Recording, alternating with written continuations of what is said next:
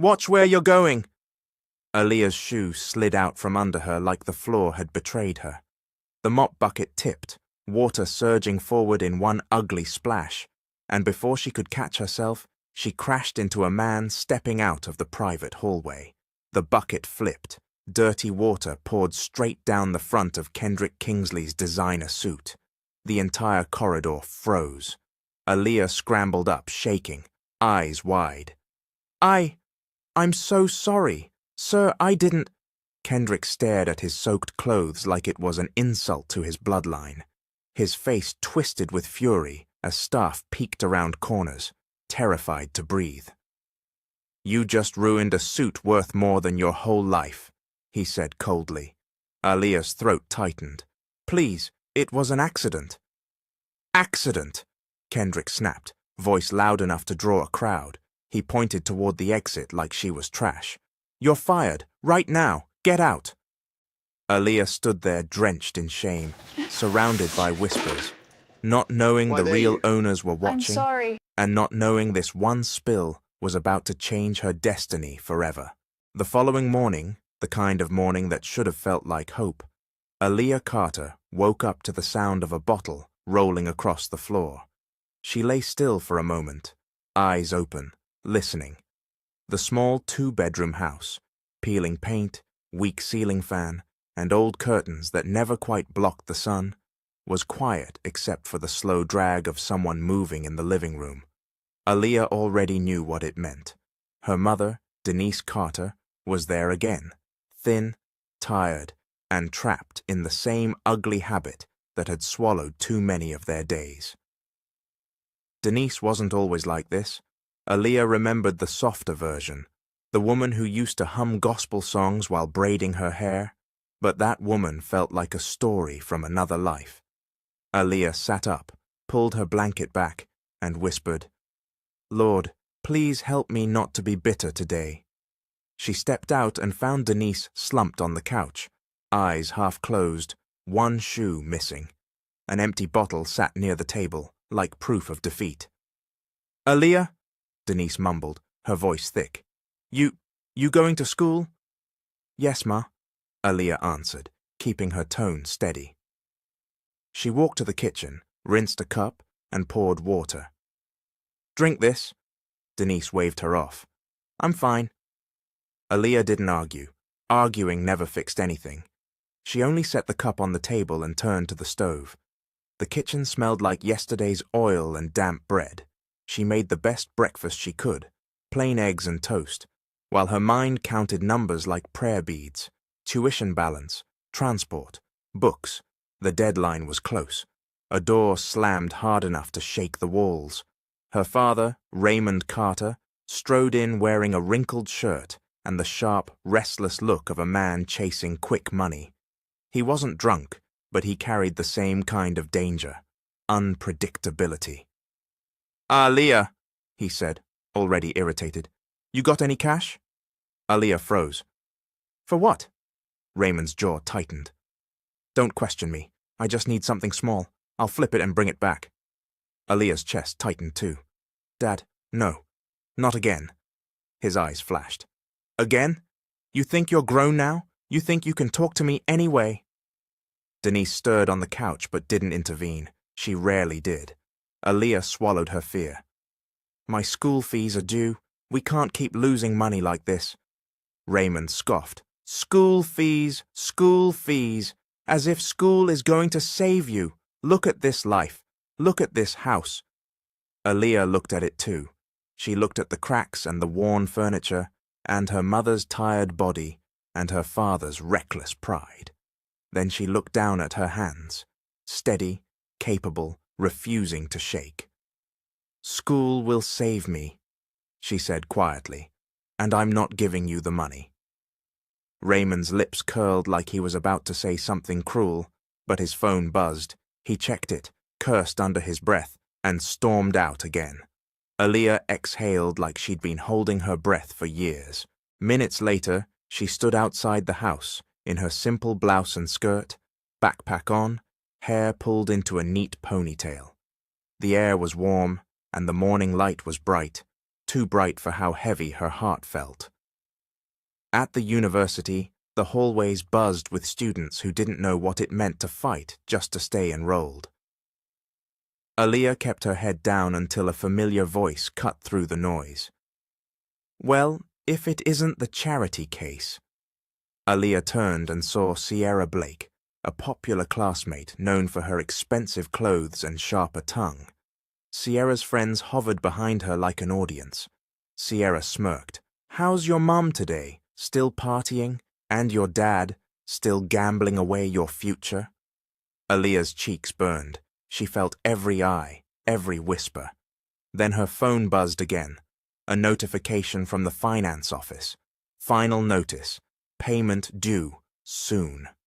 Aaliyah stared at the screen, then lifted her chin and looked straight at Sierra.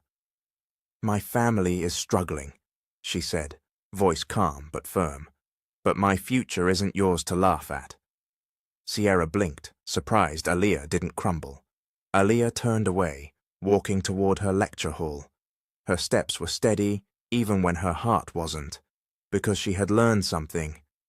Pain never taught Sierra.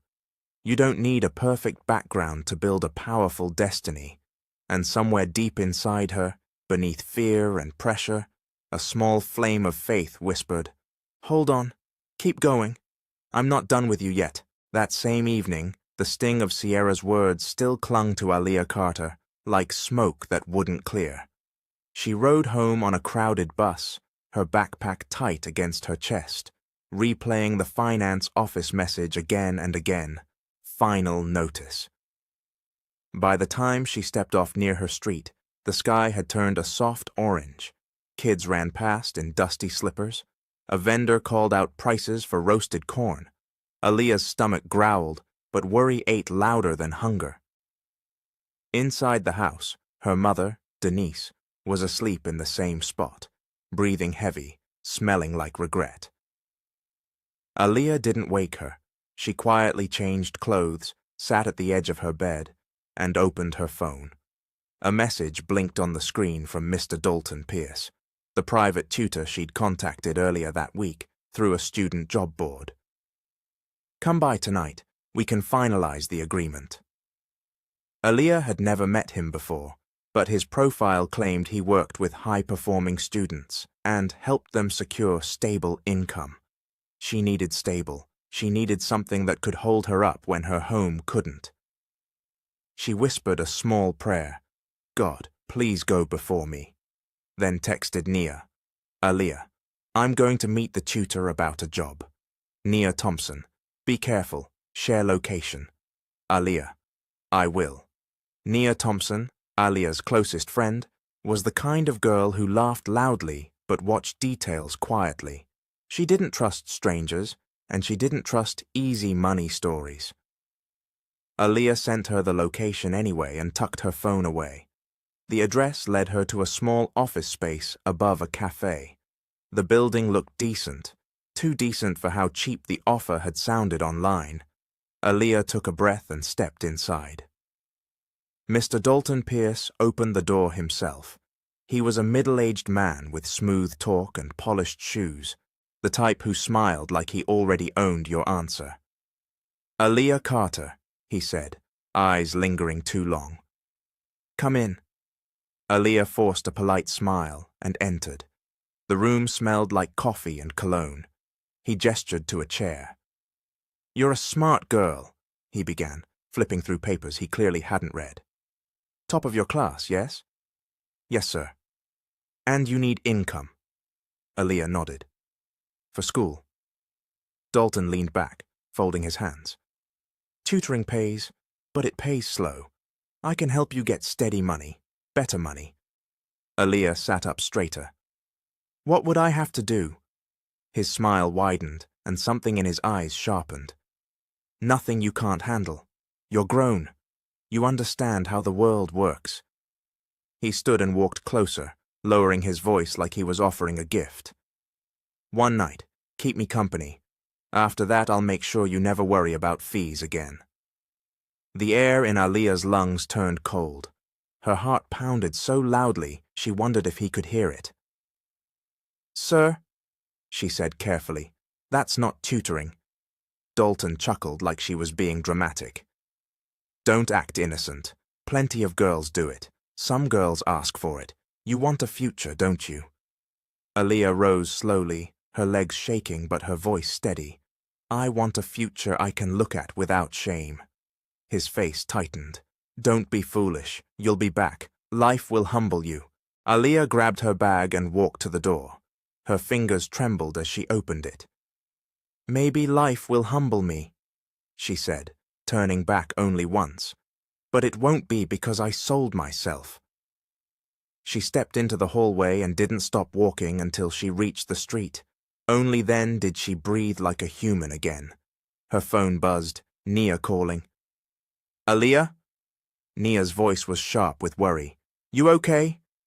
Aaliyah swallowed hard. I'm okay. I'm leaving. Come to me. I can't, Aaliyah whispered, tears threatening.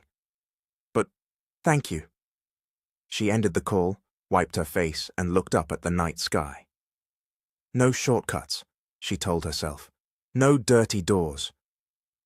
Then she opened a job listing page again, scrolling until her eyes landed on something new. Cleaner needed. Luxury restaurant complex. Immediate hire. Aaliyah stared at it for a long moment, then pressed apply. The following morning, Aaliyah Carter woke up with swollen eyes, but a steady decision. She didn't have the luxury of staying broken, not when tuition was waiting like a closed gate. She washed her face, smoothed her blouse, and pulled her hair into a neat ponytail. In the mirror, she looked older than her age, like responsibility had been raising her instead of peace. By the time she reached the luxury restaurant complex, the sun was already high. The building rose like a glass giant above the street, with shining windows, polished steps, and a security gate that made Aaliyah instinctively adjust her bag strap. This wasn't the kind of place people like her entered unless they were delivering something. A guard looked her up and down. You here for what? The cleaner position, Aaliyah said politely, keeping her voice calm. They said to come early. He scanned a list, then nodded and waved her through. Straight ahead, service entrance. Aaliyah walked past expensive cars and perfectly trimmed plants. Every step reminded her that she was stepping into someone else's world. Inside, the air smelled like perfume, grilled steak, and money. Workers moved quickly, black uniforms, earpieces, trays balanced like art. Aaliyah followed signs to a small office where a woman stood with a clipboard, her posture straight and her expression firm. Name? The woman asked without looking up. Aaliyah Carter. The woman finally raised her eyes. I'm Mrs. Evelyn Brooks, she said, voice sharp but not cruel. I oversee staff operations here when management is busy. You're here about the cleaning role? Aaliyah nodded. Yes, ma'am. Evelyn studied her. Neat clothes, careful manners, tired eyes. Can you work fast? Can you keep quiet when people act foolish? Can you handle pressure? Aaliyah swallowed. Yes, ma'am. Evelyn's lips pressed together like she was testing the truth. Most people say yes until it's time to prove it. She flipped a page on her clipboard. Follow me.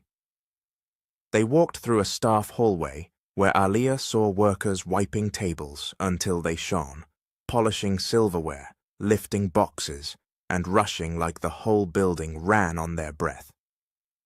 Evelyn pointed to a supply area. You'll start with floors and the back corridor. If you do well today, you stay. Aaliyah nodded quickly. Thank you. I won't disappoint you.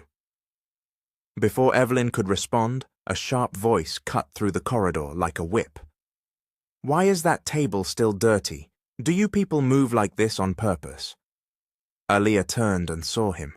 Kendrick Kingsley, tall, well-dressed, and dangerously handsome, in the way that made people forgive too much.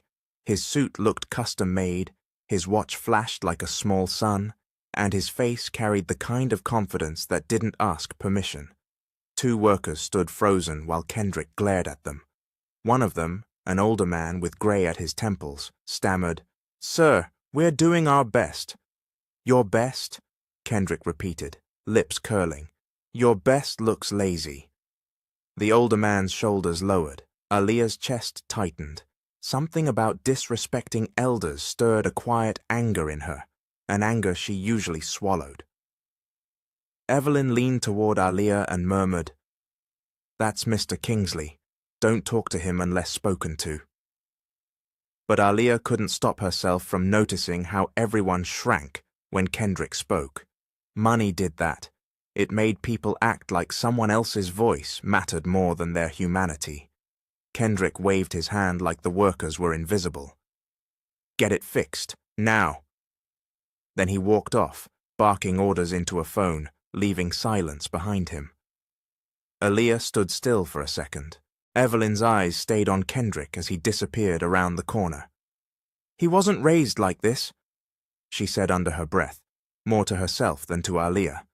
Then she turned back, professionalism snapping into place. "Work areas this way." Aaliyah followed, but her mind was already racing. If she was going to survive in this place, she needed more than a strong back. She needed strong self-control. She tied on her apron, grabbed the mop, and went to work. Within the first hour, she moved with quiet speed, wiping, sweeping, polishing, not missing corners. When a customer dropped a napkin, Aaliyah picked it up with a smile. When a worker struggled with boxes, she helped without being asked. Tips started coming, small bills pressed into her hand by grateful guests. By midday, a supervisor passed by and nodded.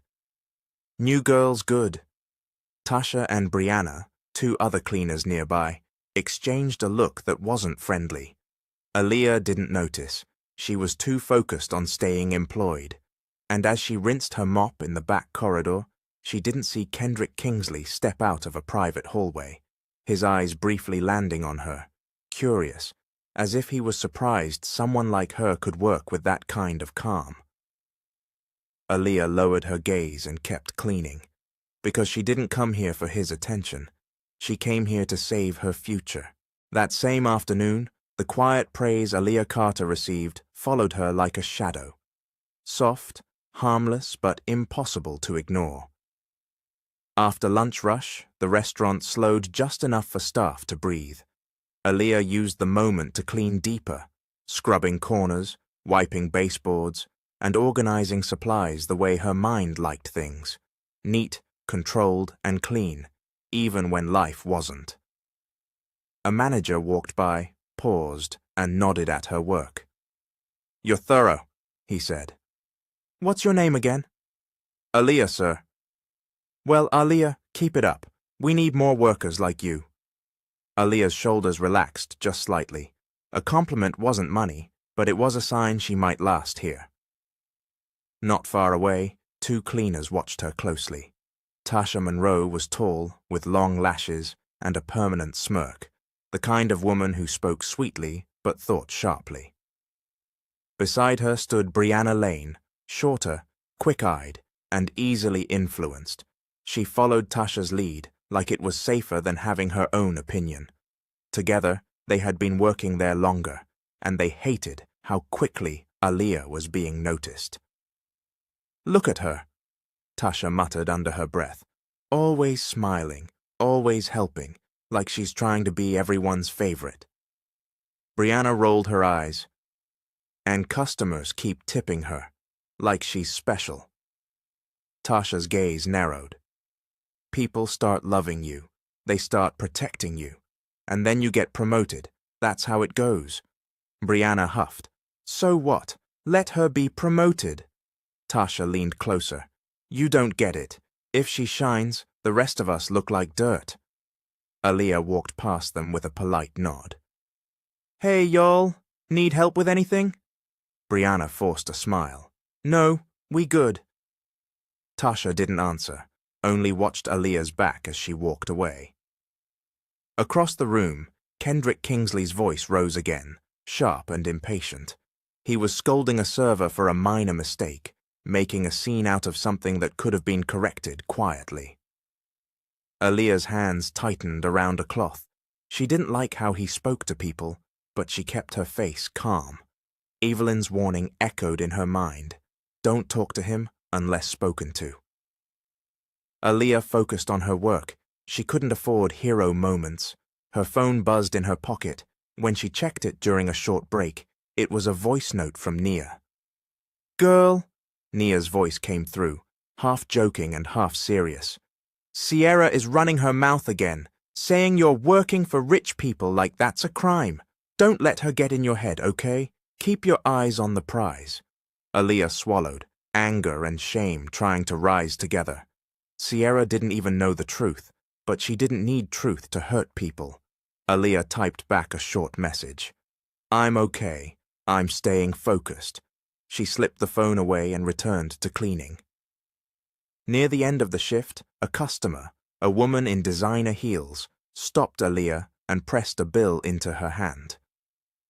"Thank you for being so kind," the woman said warmly. "Some people act like staff are invisible. You're not." Aaliyah blinked, surprised. "Thank you, ma'am." The woman smiled and walked away. Tasha saw the exchange. So did Brianna. Brianna's face twisted. "Again? Another tip?" Tasha's jaw flexed. "It's not about the tip. It's about the attention." Brianna lowered her voice. "Maybe she really is just nice," Tasha scoffed. "Nice is a strategy, and strategies get people ahead." Brianna hesitated. "So what are you thinking?" Tasha's eyes drifted toward the back corridor, where the floors were freshly mopped. Then she smiled, slow, cold, and sure. "I'm thinking, accidents happen." Brianna's eyebrows lifted. "Tasha, relax," Tasha whispered. "Nobody's going to get hurt, but she's going to stop looking so perfect." Brianna bit her lip, nervous but curious. "How?" Tasha leaned in, voice like poison in a pretty bottle. "We make her mess up in front of Kendrick. He hates mistakes. He'll handle the rest." Brianna glanced toward Kendrick and swallowed. "He'll fire her." Tasha's smile widened. "Exactly." Across the room, Aaliyah wiped down a table and took a steady breath, unaware of the trap being built behind her kindness. And as the restaurant lights began to dim into evening mode, jealousy sharpened into a plan. Quiet, quick, and cruel. The next morning, Aaliyah Carter arrived early, just like she always did, before most staff, before the first customers, before the building fully woke up. The restaurant corridors were quiet, the kind of quiet that made you feel like you could start over.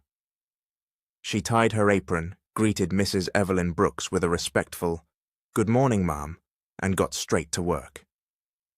Evelyn nodded once. "Floors first, back corridor and main entrance. Make them shine." "Yes, ma'am." Aaliyah filled her bucket, dipped her mop, and began moving in smooth, practiced strokes. She cleaned like she was building a future with every swipe, because she was. In another corner, Tasha Monroe leaned casually against a supply shelf, pretending to check cleaning products while watching Aaliyah out of the side of her eye. Beside her, Brianna Lane shifted nervously. "You sure about this?" Brianna whispered. Tasha's face stayed calm. "Don't start shaking now. Just do your part." Brianna swallowed. "I don't want her to get hurt." "She won't," Tasha said, impatient. "She'll just look careless. That's all Kendrick needs." Brianna hesitated, then reached into her bag and pulled out a banana she'd been eating. She stared at it like it was heavier than it should be. "Come on," Tasha urged. "Drop it in the back corridor, right past the service door. She'll be there in 2 minutes." Brianna's fingers trembled. She peeled the banana slowly, heart pounding with guilt. Then she glanced around, made sure no one was watching, and placed the peel on the floor near the corner, right where Aaliyah would turn with her mop bucket. Tasha's eyes lit with satisfaction. "Now we wait."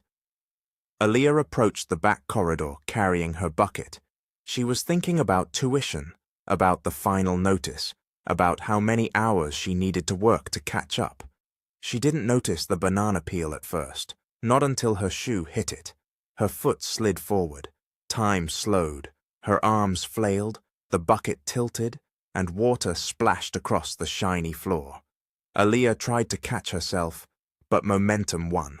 She fell hard, and as she went down, she crashed into someone stepping out of the private hallway. Aaliyah heard a sharp grunt. Then she saw polished shoes, a tailored suit, and a flash of expensive metal on a wrist. Kendrick Kingsley. The impact knocked him off balance. His shoulder slammed into the wall, and a few drops of dirty mop water splattered near his trouser leg. Kendrick's face tightened like he'd been insulted by the air itself. Aaliyah scrambled, panic rising in her throat. I'm so sorry. Are you okay? Kendrick stared at her like she was a stain. What is wrong with you? He snapped, voice loud enough to pull attention from nearby staff. Do you know how much this suit costs? Aaliyah's cheeks burned. Sir, it was an accident. I didn't see. Of course you didn't. Kendrick cut in, his tone dripping with contempt. People like you never see anything until you've messed it up. Workers froze. A server stopped mid-step. A manager peeked around the corner. Even Evelyn appeared at the hallway entrance, her eyes widening. Aaliyah's throat tightened. Please, I can clean it up. I wasn't trying to... Kendrick stepped closer, towering over her. Save the excuses. I don't tolerate incompetence. He pointed toward the staff doors, like she was being thrown out of his world. You're fired, immediately. Aaliyah blinked, stunned. Sir, please, I need this job. Kendrick's expression didn't soften. Should have thought of that before you decided to embarrass me. Aaliyah looked around, hoping someone would speak, hoping someone would explain, hoping someone would defend her. But fear kept mouths closed. Nobody wanted Kendrick's attention. Tasha watched from a distance, hiding a satisfied smile. Brianna's face went pale, guilt twisting her stomach. Evelyn took a step forward, her voice firm. Mr. Kingsley? Kendrick raised a hand to silence her without even turning. I said she's fired. Aaliyah's eyes watered, but she forced herself to stand. Her knees hurt. Her pride hurt more. She picked up her fallen bucket with shaking hands. I'm sorry, she whispered, not because she was guilty, but because she was human. She turned to leave. That's when two voices, calm, authoritative, and unfamiliar, stopped everything. Hold on, a man said from behind. And nobody moves, added a woman's voice, quiet but powerful. Aaliyah turned. At the hallway entrance stood an elegant older couple. The man wore a simple suit with the posture of a leader, and the woman carried herself, like someone who didn't ask permission in rooms she owned. Bishop Isaiah Kingsley and Dr. Lucille Kingsley, the true owners of the empire, Kendrick was only borrowing, and they had seen it all. That same moment, the air changed. Kendrick Kingsley's loud authority, so heavy a second ago, suddenly felt lighter, like it had been taken off the room and placed in someone else's hands. Aaliyah Carter stood frozen beside her bucket, eyes wide, while the elegant couple at the hallway entrance stepped forward. The man moved first. Beside him walked Dr. Lucille Kingsley, graceful and poised, her expression controlled but stern. She looked like someone who had built success with discipline, not arrogance. Kendrick's posture shifted immediately. Mom, Dad. He forced a tight smile. You didn't say you were coming. Bishop Isaiah didn't return the smile. We came because we've been hearing things, he said evenly, and now we've seen them. Dr. Lucille's eyes moved from Kendrick's suit to Aaliyah's shaken face, then to the wet floor. Explain, she said. Kendrick spread his hands like the situation was obvious. She's careless. She slipped, spilled water, bumped into me. You slipped? Dr. Lucille asked Aaliyah, her tone gentler than her face. Aaliyah swallowed. Her voice came out quiet. Yes, ma'am. I didn't see the banana peel. I tried to catch myself, but… Banana peel? Bishop Isaiah repeated, his eyes narrowing. Aaliyah pointed weakly toward the corner. Bishop Isaiah followed her gesture and spotted it. Small, simple, but loud in its meaning. He looked around at the staff, his gaze pausing on Tasha and Brianna, standing too stiff, too silent. Evelyn stepped forward, clearing her throat. Sir, ma'am, she began, Aaliyah is new, but she's been hard-working. I was about to explain to Mr. Kingsley. Kendrick cut her off. Evelyn, don't. I made my decision. Bishop Isaiah turned slowly to Kendrick. You made your decision, without asking questions. Kendrick's jaw tightened. Dad, I don't have time for… You don't have time for justice? Bishop Isaiah's voice stayed calm, but the sting in it was unmistakable. You don't have time for humility? Kendrick's eyes flashed. I'm the one running this place. Dr. Lucille's lips pressed together. You're managing it, she corrected quietly. Don't confuse permission with ownership. Silence fell like a heavy curtain. Aaliyah's heart thudded. Ownership? Bishop Isaiah faced the workers. All of you who saw what happened, he said, speak the truth. Was she careless, or was something placed there? No one moved. Fear held them in place. Bishop Isaiah's eyes hardened. I said speak. Brianna's breathing quickened. She glanced at Tasha, who stared at her with warning. Brianna looked down, guilt breaking her. It was there, Brianna blurted. The peel. It wasn't supposed to be… She stopped, terrified of what she'd just admitted. Tasha hissed. Brianna! Dr. Lucille turned to Tasha, her gaze slicing. So you noticed it? Tasha's mouth opened, then closed. Evelyn's eyes widened with realization. You two set her up. Brianna's eyes filled with tears. I didn't want her to get hurt, she whispered. Tasha said… She said Kendrick would fire her. Kendrick's face tightened, anger shifting from embarrassment to something uglier. So this was a trap. Bishop Isaiah's disappointment deepened. And you still fired her without question. Aaliyah stood, trembling. She didn't feel victorious. She felt exhausted, like she'd been pulled through shame and dropped into confusion. Dr. Lucille stepped closer to Aaliyah. What's your name again, dear? Aaliyah Carter, ma'am. Dr. Lucille nodded slowly, studying her like she could see more than the uniform. You didn't argue, you didn't curse, you didn't beg, even when you were humiliated. Aaliyah's voice shook. I just need to work. I need to stay in school. Bishop Isaiah looked at Kendrick. You have lost respect for people, he said, and if we don't correct this now, you'll lose more than respect. Kendrick scoffed, but it sounded weaker this time. Dr. Lucille turned back to Aaliyah. We're not finished with you, she said, surprising everyone. Come to our home this evening. We'd like to speak with you properly. Aaliyah blinked. Your home, Bishop Isaiah added. Yes, because we believe God sometimes places the right person in the wrong place to change a destiny. Kendrick's eyes widened. Absolutely not. Dr. Lucille didn't look at him. It's not a debate, Kendrick. Aaliyah stood there, confused, nervous, and suddenly aware that her firing might have been the beginning of something bigger. That evening, after the shock of the restaurant incident settled into a heavy silence inside her chest, Aaliyah Carter stood outside the Kingsley estate, holding her small handbag like it was a shield.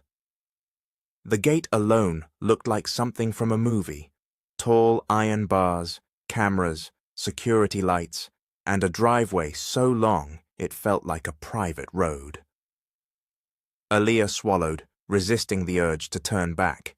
Her shoes were simple, her dress modest, and her heart was still bruised from being humiliated in front of strangers. A uniformed guard approached. "Name, Aaliyah Carter," she said, voice careful. "Dr. Lucille Kingsley invited me." The guard checked a tablet, then nodded. "You're expected. Follow the driveway. Front entrance." Aaliyah walked forward, her steps slow, her mind racing. Why would they want me at their home? What do they really want? When she reached the entrance, the doors opened before she could knock. A woman stepped out first, tall, composed, and dressed in a clean black uniform. Her posture said she ran the house whether the owners were home or not. "Aaliyah?" the woman asked. "Yes, ma'am." "I'm Mrs. Evelyn Brooks," she said, and Aaliyah's eyes widened in surprise. "Yes, the same Evelyn from the restaurant. I work for the Kingsleys full-time. Come in." Aaliyah followed her into a marble-floored hallway, so bright and polished it almost didn't feel real. The air smelled like fresh flowers and expensive wood. Aaliyah tried not to stare, but every chandelier and framed painting reminded her how different her world was from theirs. Evelyn glanced at her softly. "You did well today," she said. "Not many people keep their dignity under shame." Aaliyah lowered her gaze. "I didn't know what else to do." "Sometimes that's the best you can do." Evelyn paused at a sitting room entrance. "Wait here, they'll be with you." Aaliyah sat on the edge of a couch that looked too perfect to touch, hands folded tight in her lap. A few moments later, Bishop Isaiah Kingsley walked in, followed by Dr. Lucille Kingsley. Up close, their authority felt even stronger, but it wasn't harsh. It was steady, like structure. Dr. Lucille sat across from Aaliyah. "Thank you for coming, dear." Aaliyah nodded. "Yes, ma'am." Bishop Isaiah leaned forward slightly. "We won't waste your time. We invited you because of what we saw." Aaliyah's stomach tightened. "I didn't mean to." "We know," Dr. Lucille said firmly. "That's the point. You were innocent and our son didn't care. He cared about his pride more than your humanity." Aaliyah didn't know what to say, so she stayed quiet. Bishop Isaiah continued. "Kendrick wasn't raised to treat people that way, but grief and entitlement have twisted him." Dr. Lucille added, "We've tried business mentors, friends, consequences, even distance. Nothing sticks." Aaliyah blinked. "So, why me?" Bishop Isaiah's eyes softened. "Because you have what he lacks right now. Character, self-control, and something else. Faith." Aaliyah's throat tightened at the word. Dr. Lucille leaned in.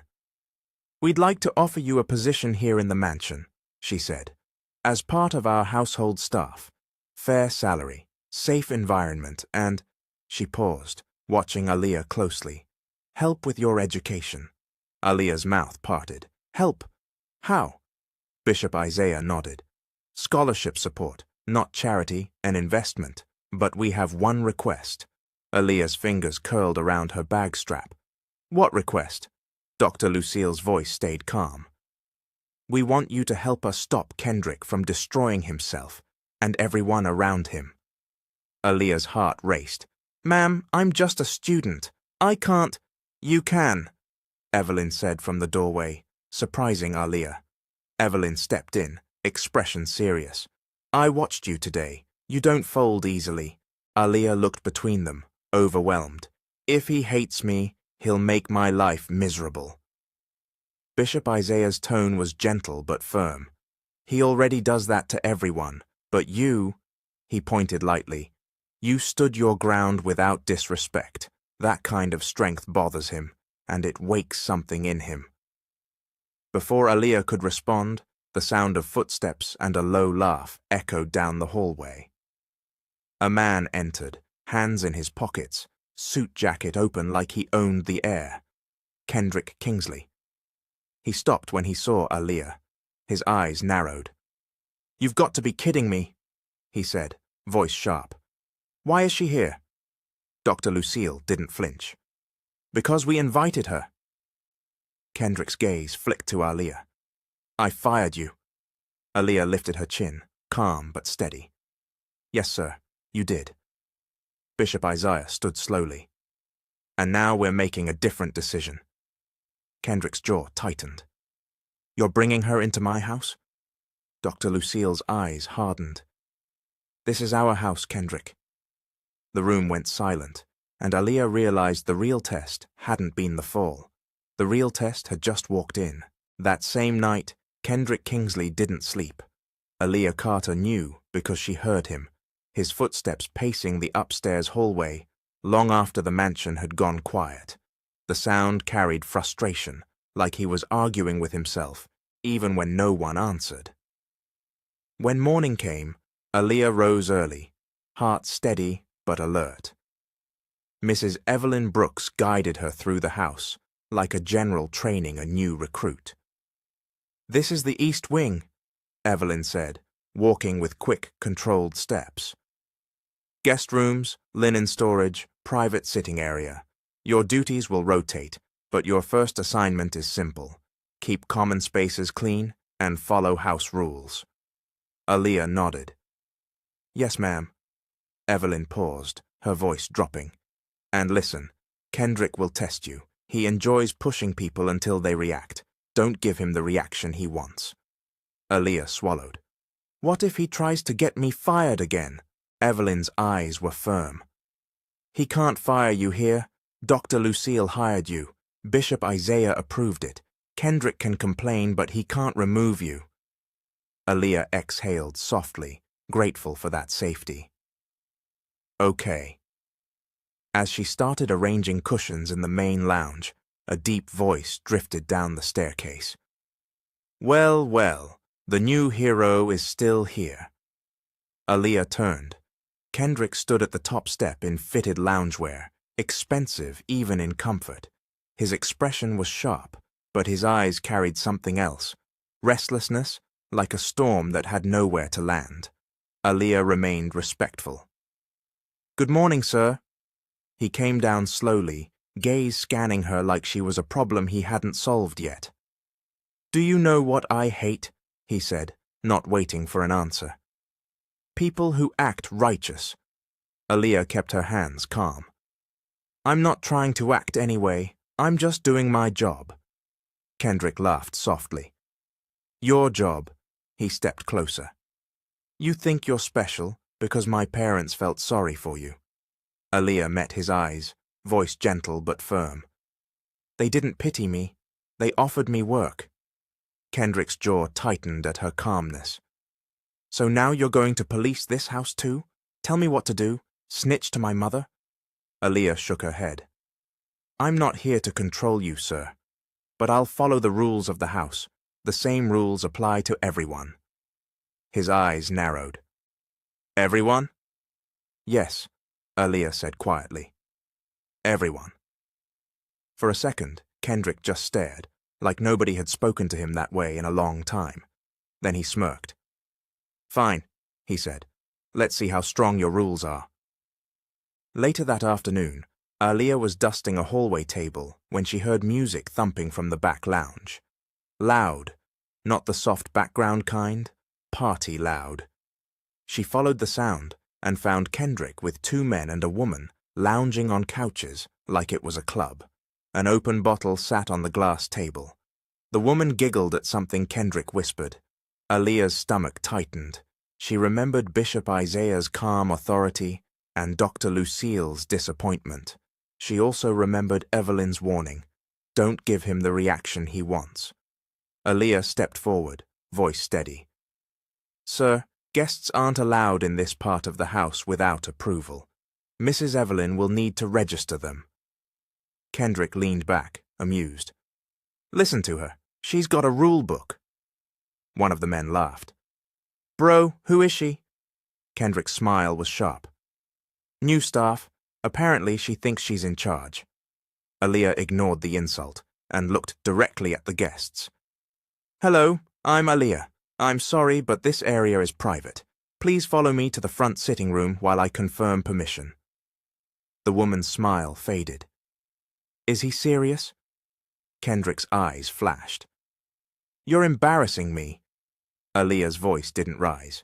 "No, sir. Your choices are embarrassing you. I'm just preventing a bigger problem." For a moment, Kendrick looked like he might explode. His hand hovered near the bottle, fingers tightening. Aaliyah didn't move back. She didn't argue. She simply stood, firm, respectful, unshaken. Evelyn appeared at the doorway, her face hard. "Mr. Kingsley," she said, "the bishop is on his way down." Kendrick's jaw clenched. He glanced at Aaliyah. Anger, disbelief, and something dangerously close to curiosity in his eyes. "Get out!" he snapped at his guests. They stood quickly, confused and annoyed, and left in a hurry. When the room emptied, Kendrick turned back to Aaliyah, voice low. "You're going to regret this." Aaliyah held his stare, heart pounding but face calm. "Maybe, but I'd regret it more if I helped you destroy yourself." Kendrick stared at her like she'd spoken a language he didn't understand, and Aaliyah realized the storm wasn't just Kendrick's anger, it was the beginning of a battle for a soul. The following morning, Aaliyah Carter stepped onto campus with a new kind of tired, one that came from fighting battles in two worlds at once. Her phone buzzed as she walked. A message from Mrs. Evelyn Brooks read, "You handled yourself well yesterday. Stay steady. Proud of you." Aaliyah's throat tightened at the kindness. She tucked the phone away just as laughter erupted near the courtyard. "Look who's here!" Aaliyah turned and saw Sierra Blake leaning against a bench with two friends, all three dressed like they were heading to a photo shoot instead of class. Sierra's eyes sparkled with cruel excitement. "I heard you got fired," Sierra said loudly. "Then I heard you got rehired in a billionaire's house."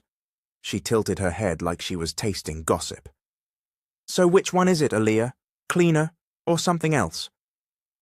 The words hit like a slap, and Aaliyah felt eyes turn toward her.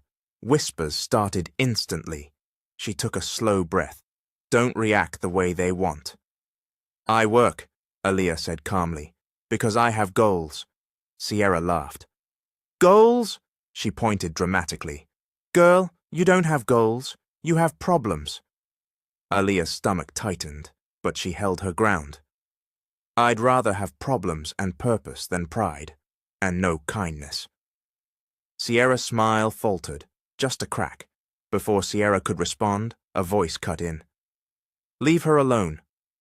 Aaliyah turned and saw Marcus Hill, a tall, clean-cut classmate, with a quiet confidence and warm eyes.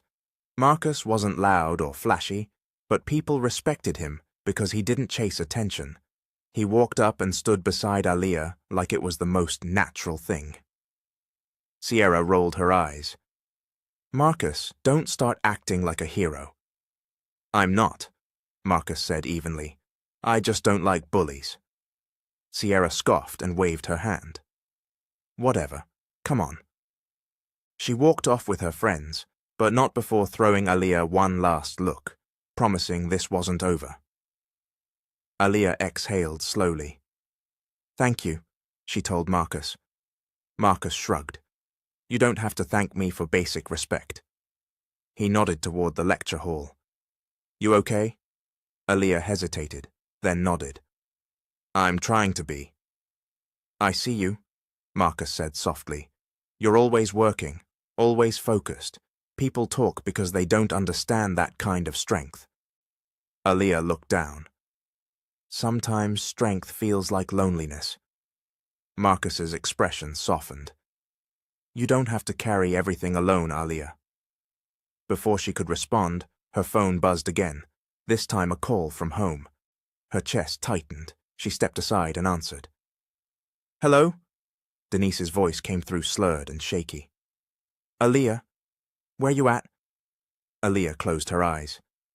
"Mom, I'm at school." "You got money? Denise asked, and Aaliyah felt her heart sink. Just a little. I need… Aaliyah swallowed hard. Mum, I don't have extra. Denise's tone turned sharp. So you just gonna leave me like this? Aaliyah's fingers trembled. I'm not leaving you, but I can't keep feeding this. Denise muttered something bitter and hung up. Aaliyah stared at the phone, fighting tears. Marcus watched her carefully. Everything okay? Aaliyah forced a small smile. Yeah, just family. Marcus nodded, not pushing. If you ever need someone to talk to, I'm here. Aaliyah whispered, Thank you, then headed to class. Later that evening at the mansion, Aaliyah returned with her mind full and her heart heavy. She walked into the kitchen to grab water, only to freeze when she heard Kendrick Kingsley's voice coming from the hallway. Low, tense, like he was in a private argument.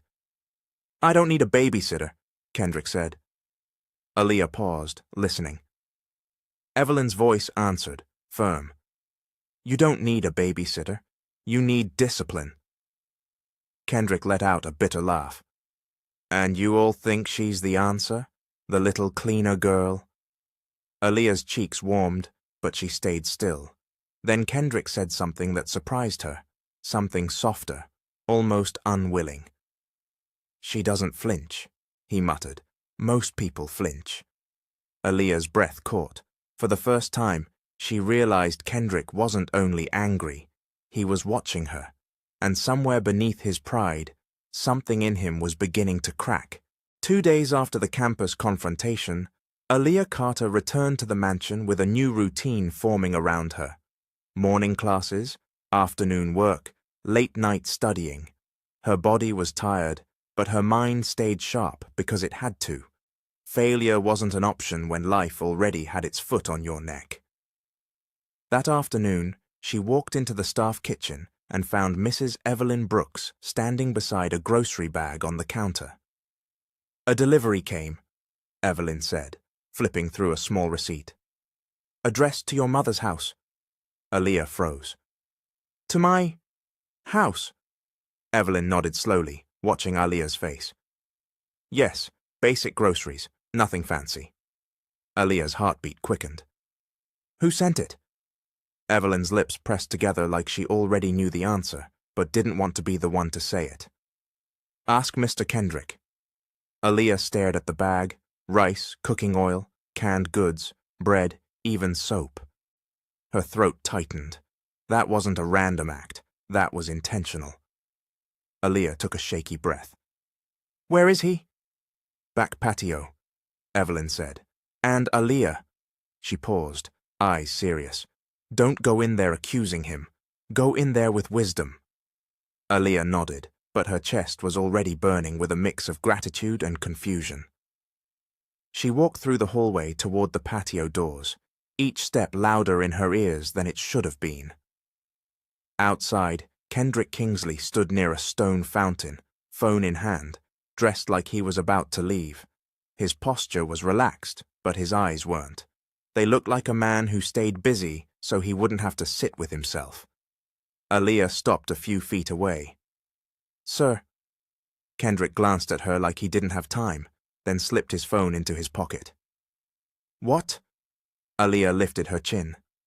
A grocery delivery came to my mother's house. Kendrick's face didn't change. So, I want to know if it was you. He scoffed softly. Why would I do that? Aaliyah studied him. Because you heard my call the other day, you heard my mother, and someone sent groceries 2 days later. Kendrick's jaw flexed. You think you're a detective now? Aaliyah didn't move. I think you're not as cold as you pretend. For a moment, silence sat between them, thick and daring. Then Kendrick looked away, eyes narrowing at something far beyond the mansion walls. Don't get the wrong idea, he said. I hate drama. I'm just removing distractions. If your home situation messes with your work, it becomes my problem. Aaliyah's lips parted, almost amused. So you helped, because you didn't want it to inconvenience you. Kendrick's eyes snapped back to hers. Exactly. Aaliyah nodded slowly. Okay, thank you. Kendrick blinked like he expected her to fight him, argue, or melt into tears. That's it? That's it, Aaliyah said. I don't have to hate you to be honest, and I don't have to worship you to be grateful. Kendrick's mouth tightened. He didn't like how calm she stayed. It made him feel exposed. Aaliyah turned to go, but Kendrick's voice stopped her. Your mother, he said, tone rougher. She always like that? Aaliyah's fingers curled. No. Her voice softened. She wasn't always. She used to sing to me. She used to pray, but addiction changed her. Kendrick's gaze lowered for a second, like the word changed hit something inside him. And your dad? Aaliyah sighed. He gambles. He thinks quick money is the only way. Kendrick muttered under his breath. People love destroying what they're supposed to protect. Aaliyah looked back at him. Sometimes it's because they're hurting. Kendrick's eyes hardened instantly, like a door slamming shut. Don't psychoanalyze me. Aaliyah nodded once. I wasn't. That evening, Kendrick tried to reclaim control the only way he knew, by pushing boundaries. When Aaliyah passed the lounge, she saw him reach for a bottle from the bar cabinet, his movements sharp, like he was angry at the world. Aaliyah didn't rush in yelling. She simply stepped into view and said calmly, Sir, Bishop Isaiah asked that alcohol not be kept open in the lounge. Kendrick's hand paused mid-air. He turned slowly, eyes dark. Do you enjoy challenging me? Aaliyah's heart pounded, but her tone stayed steady. No, I enjoy peace, and this doesn't lead to peace. Kendrick stared at her for a long moment, then slammed the cabinet shut. Get out of my sight, he hissed. Aaliyah nodded, respectful. Good night, sir. She walked away with her head high, but her hands trembled once she turned the corner, because she was beginning to understand something dangerous. Kendrick was fighting her, not because he hated her. He was fighting her because she was reaching parts of him he'd buried on purpose. Season 1 ends right here, and what a journey it's been. One thing is clear. Aaliyah's story is proof that integrity still matters. When she was desperate, she could have taken a shortcut that would have paid fast, but she chose dignity instead. And that single decision didn't just protect her future, it revealed her strength. Here's the moral lesson. Your struggle is not your identity. Your background doesn't cancel your destiny. And no matter how painful life gets, pain is never permission to become cruel. Kendrick may be wounded, but healing is a choice. Respect is a choice. Change is a choice. And the moment someone starts choosing better, that's when destiny begins to shift. Now I want to hear from you. What do you think so far? Who is your favorite character right now? Aaliyah, Kendrick, Evelyn, Bishop Isaiah, Dr. Lucille, Nia, or Marcus? And why? And what do you want to see in Season 2? Do you think Kendrick will truly transform? Or will his old habits fight back? Will Aaliyah's family finally change? Or will they pull her down again? And what about the enemies watching her success? Will they let her breathe? Or will they come back worse than before? All right, goodbye for now. If you want Season 2, comment that you want Season 2, and tell me what you want to happen next. This is Mr. Hope, and I will see you in the next one.